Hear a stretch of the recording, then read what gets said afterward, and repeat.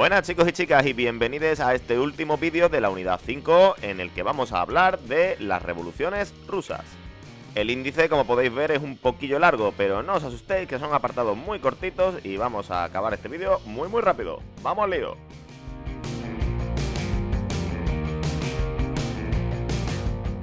Bien, como siempre, vamos a empezar hablando de las causas de estas revoluciones rusas. Unas causas que podrían resumirse en una sola palabra, y es esta que tenéis aquí: atraso. ¡Yo me llamo Ralph! En primer lugar, se trata de un atraso político, ya que en Rusia gobernaban los zares, y se seguía manteniendo prácticamente una monarquía absoluta, que como hemos estudiado, acabó en otros países de Europa en el siglo XIX. Este atraso político viene seguido de un gran retraso agrícola, manteniéndose un sistema feudal y con una productividad muy baja. Este retraso también es visible en la sociedad, existiendo una grandísima desigualdad. Existían grandes diferencias entre una aristocracia rica y que vivía rodeada de lujos y una gran masa de campesinos y obreros, aunque sobre todo campesinos, que vivían de forma nefasta. Esta situación se va a ver agravada por diferentes guerras que van a traer a los rusos hambre, un gran descontento social y sobre todo pues muchísimas bajas, muchísimos muertos y heridos en estas guerras. Esta grave situación va a ir provocando obviamente la aparición de una gran oposición a esa monarquía de los zares. El más importante es sin duda el Partido Obrero Socialdemócrata Ruso, que con el tiempo se dividirá en dos: mencheviques y bolcheviques, siendo estos últimos los más importantes.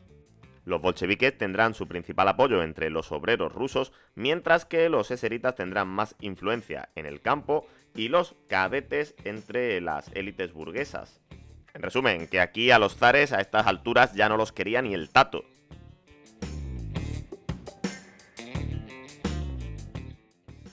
Bien, la primera de estas revoluciones rusas de las que vamos a hablar es la Revolución de 1905. Que se produjo de forma progresiva a lo largo de todo ese año. Lo primero que va a ocurrir y que va a ir enfadando a los rusos es que en una manifestación pacífica en la ciudad de San Petersburgo se va a liar parda, va a mandar el zar al ejército y va a haber un montón de muertos y heridos. Es lo que se conoce como el Domingo Sangriento.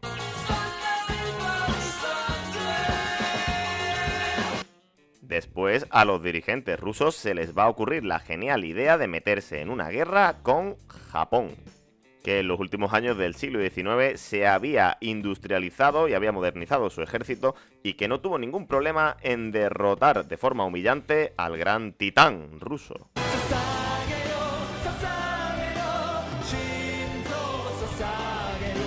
Las malísimas condiciones de vida del ejército ruso provocaron la revolución en uno de sus acorazados, el acorazado Potemkin, que es muy famoso porque después se convirtió en el año 1925 en una famosa película. Poco a poco la revolución se va a ir extendiendo por todo el país y para organizarla van a aparecer unos pequeños organismos, los llamados soviets, unas asambleas locales en las que se reunían todos los elementos revolucionarios de una misma ciudad. Ante esta complicada situación, el zar no va a tener más remedio que entrar por el aro y aceptar pues algunas de las demandas que le exigían los revolucionarios, como por ejemplo la creación de un parlamento. Sin embargo, cuando se acabe la revolución, no se van a cumplir absolutamente ninguna de estas medidas.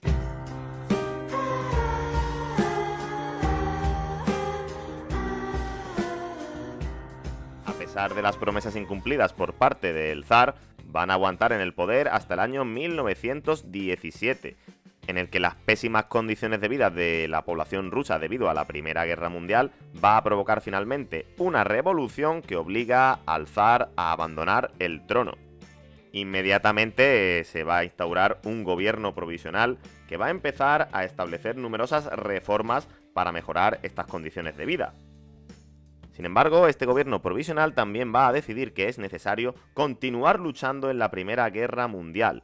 A pesar de que habían prometido salir de la guerra, ahora le dijeron a los soldados: venga, vamos, que hay que derrotar a Alemania, vamos, vosotros podéis.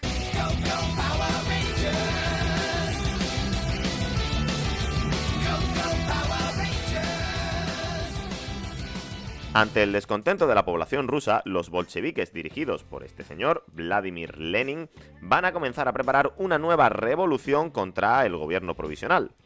Dicho gobierno había establecido su sede en el Palacio de Invierno de San Petersburgo, y precisamente ahí va a ser donde sean asaltados por las fuerzas bolcheviques, haciéndose estos últimos con el poder.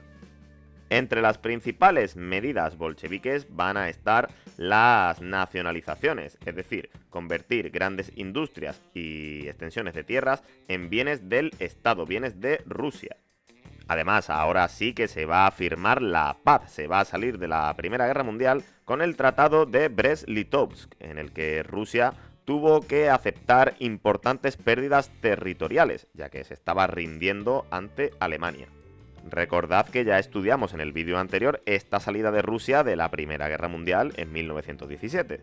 Como veis, sonaba todo muy bonito para el campesinado y los obreros rusos, si no fuese porque los bolcheviques, además de esta medida, también prohibieron todos los partidos políticos y establecieron en la práctica una dictadura.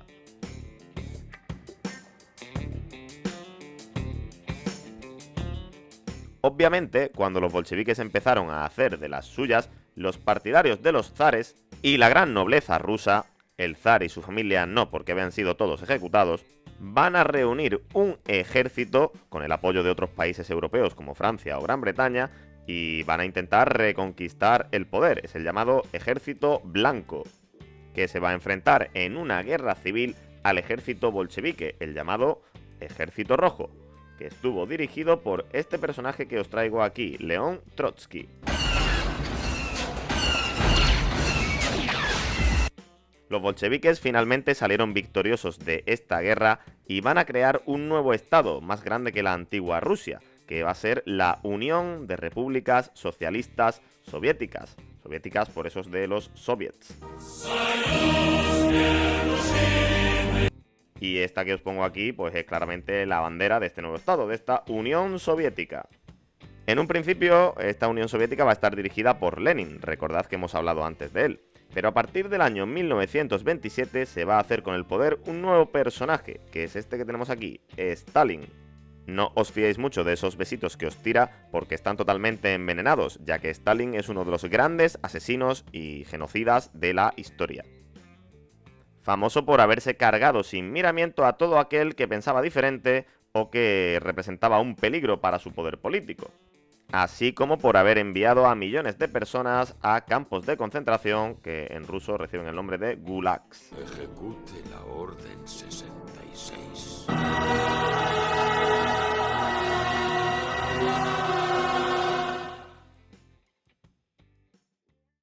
Y al ritmo de folclore ruso llegan hoy las preguntas claves. ¡Da!